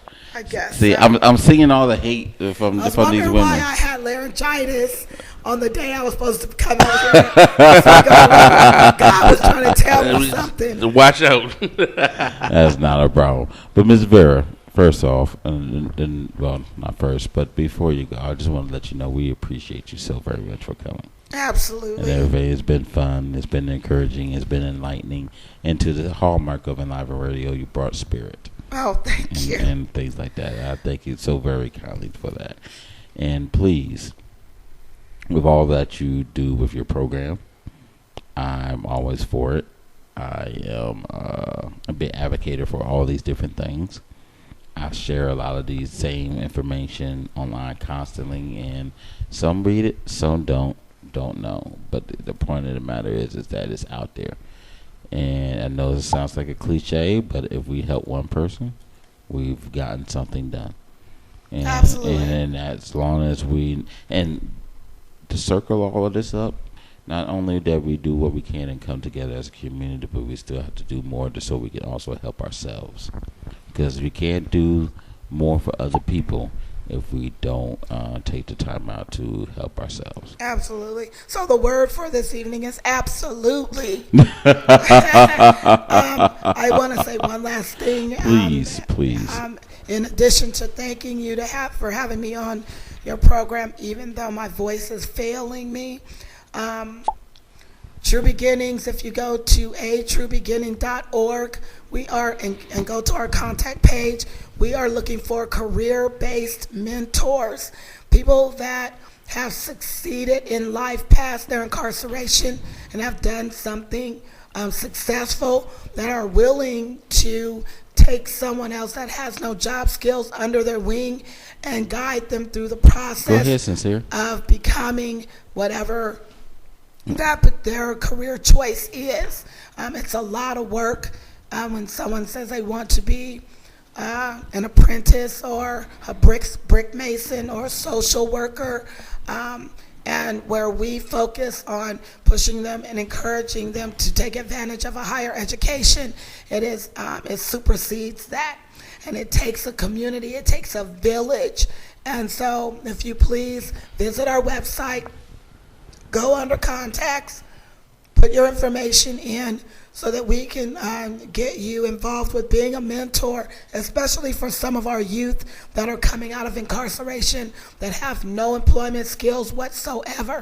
And let's work this out together. When you have your next conference, please call me. I want to speak. 18th. On what do you mean by conference? The conference is grouped together for youth, adults, whatever you call them. Let me know when it is. I would like to try to see what I can do to speak, and I will also try to record it for you as well. Absolutely. No doubt. On April 18th at 6 o'clock at the Garden Inn Hotel, we are having a business networking event where we will be putting True Beginnings out there to let people know that we need sponsors for our clients, as well as mentors and employment possibilities from small business owners. So that's always something we always look forward to, all the listeners to participate in what we have going on in our community. And don't forget, for all the women that's listening that got my back, August 23rd, we will be having our next annual Diva Exchange. So you want to get your nails done, get your hair done, get you whipped up, get your clothes on, come out and money. Take advantage. Go to my website. We're promoting it. We're doing a national clothes drive right now so we can whip our females up. The ones that don't have anything, we want to give them something and a sense of pride. God bless. So you want to have a national thing to get them all glammed up, but instead of more economical things that they can afford over time, so when they do get the money, they can jump to the next level. You really about to get. You wanted to give ex-offenders a suit when they come home. Yes. We're giving them a suit and 2 weeks worth of work clothes. Awesome. Now, thank you. Program. Thank you. Okay, cool. Good. Get him, because cool. You ready to go out there that time. Right? This is the only place I've ever been where they beat up the speaker. Like, trust me, I have fun over here. It's the only way. Is the only way I can stay sane. We're gonna have to get you on medication for that. Trust me, they tried. They kidnapped me at 10. I came back at 12. I know something was stiff in my neck. I don't remember much other than a needle going in the back of my neck, and I passed out. Now, all that was in Martinsville. No, that was somewhere else. Martinsville, that's way out there. It sure is. Racetrack country. That's all they got. How can people contact you again, Ms. Vera? You can contact me at 757-374-2861, or you can go online at atruebeginning.org and contact us that way. We're always looking for people that need assistance, 24 hours, mentors, business opportunities. Absolutely. Now, the cell phone number cuts off at 7. Okay, because it was 7 a.m.? From 8 in the morning to 7 at night. Okay, so if I call you and I need help and everything, I can't call you at 701? You want to call me at what? 701 or 1059. And it better be an emergency. Yeah, and you don't mind some guy answering the phone. That's no problem. I have a call service after 7, and he's not very pleasant. That's not a problem. That's not a problem. I'm going to be like, yo, what's up? How you doing? Well, I thank you again for you and your organization. You're now a member of Enliven Radio and Legacy Internet Radio, so I thank you very kindly for your assistance and thank you for having helping me. us and things. And please, everybody, join Enliven Radio. each and every Tuesday from 7 to 9 p.m., where we do nothing but have positive and great things happen. And occasionally, Mr. Sincere messes up. So we can do what we can. You slid that one in there. Yeah, you had to slide it in there. We do have a question before I go, Madame. One of our favorite members of Legacy Internet Radio and co-host of Ain't No Half Stepping with Marcus J. We have the wonderful Miss S.Y. She wants to know how can she and others donate those items and clothes to you. Go on to the website at atruebeginning.org and let us know when a good day and time would be. If they're in the Hampton area, if they're not and they're down here, let us know when they would be available. We would come down to the Richmond area and pick that stuff up, or they can call me at 757-374-2861. If it's for the clothing, if it's for donations, we do have a donation button on our website, and it feeds right into our business account, and you will get a receipt that is tax deductible. Okay. Do you have T-shirts? We do. We have T-shirts. Stigma Busters. Where's my T-shirt? Where's our T-shirts? So they're $8. See. When people beat me up, they go up to 10. I walked. It costs change to get this. $10 for you, LP. $10 for you, LP. Plus shipping and handling. Plus, yeah, that's $22. That's all we saying, yo. I humbly accept that I walked into that one big time. I humbly accept that one. But you make it up on April 18th, and you will definitely get a T-shirt. I get a T-shirt then. Can I get a picture of you with the T-shirt? Absolutely, I got a T-shirt on right now. Oh, okay. Can I see the T-shirt? Hold on. Can I see it? Make sure it's on the T-shirt. Now we ain't gonna get in no trouble here. Stigma Busters. Oh, cool. Can I get my name on the front of it too? If you want to go hard at all. Okay, no problem. What did I say earlier? You really got a lot of control issues. I want my name on the front. You know, it's a True Beginning T-shirt, Steven. It's not a Steven Legacy T-shirt. No. That's why I wanted to know if someone kidnapped you, who in the world brought you back? Because they couldn't handle me. Right? What they said, one of Bebe's kids. Yeah, they don't die, they multiply. No, they could not trust me. I'm the one and only. They was like, oh my gosh, we had to give him back. Right. Well, it's been an absolute pleasure. I'm gonna head back up the highway. Yes, you get it. We're gonna close. My husband didn't eat all the dinner from me because I'm starving. Well, we're gonna close real quick. I want to say thank you everybody for joining us on Legacy Internet Radio of all of our programs and things that we have again on Mondays from 7 to 9:30, sometimes 10, sometimes midnight. We have Ain't No Half Stepping with Marcus J, Socialist Conscious Talk with a dust of humor, sports, and all the other good topics. Also on Tuesdays, of course, we're community-based spiritual talk and a whole bunch of different things with Enliven Radio from 7 to 9. We also have the Green Room 2.0 with Jay Grizzly and Lissa P from 7 to 9 p.m. They're always funny. Those two is going to make you laugh, and they got always something special. Thursdays, we have All Throttle Radio, the motorcycle culture in an urban perspective. Fridays, we have Clutch, sports, and guess what? Some more sports from 7 to 9. And I might be guest hosting this week, so come on down. Saturdays, we have one of our great new shows, The P Show, from 12 p.m. to 2 p.m., variety, entertainment. Wendy, Pumpkin, all of their crew, Kim Barbie, they just got it together. Also, we got Did They Just Play That, The Throwback, and Deep House Sessions with DJ Renee Melendez. We are going to have a lot of fun, I promise you. So if you have any questions, comments, concerns, please email me at enlivenradio@gmail.com. You can also contact Mr. Sincere there as well. You can also contact everybody else through us on our Facebook page. And we can hey, bro, I forgot. I got to give a shout out to my man, Shorty Detailer, up there in Bowie, Maryland, for Touch Up Auto Detailing. They called in last week and provided some comic relief along with what his wife did. Okay. And I just wanted to shout them out because they called and gave us a shout out on the via the telephone. All right, I thank you. And by the way, I'm gonna give you a shout out, man. You did a wonderful job last week. You held it down. And it was what it was. Don't do that no more. Couple times you're gonna have to just run this by yourself, man. You can do it. You gotta give me some more time in advance to know so I can make some things Look, happen. if I didn't think you can handle it, I wouldn't have got you to do it and everything else. I would have just did a repeat, but you can do it and things. But I would thank everybody for helping us out. Thank you, S.Y. Butler, Cutting Edge, Michelle K. Robinson. Anybody else that's out there I missed, I'm terribly sorry. And I thank all the listeners out there on LegacyInternetRadio.com and TuneIn application. We love you. We appreciate you. May you have a blessed day. And be good to each other. Bye-bye.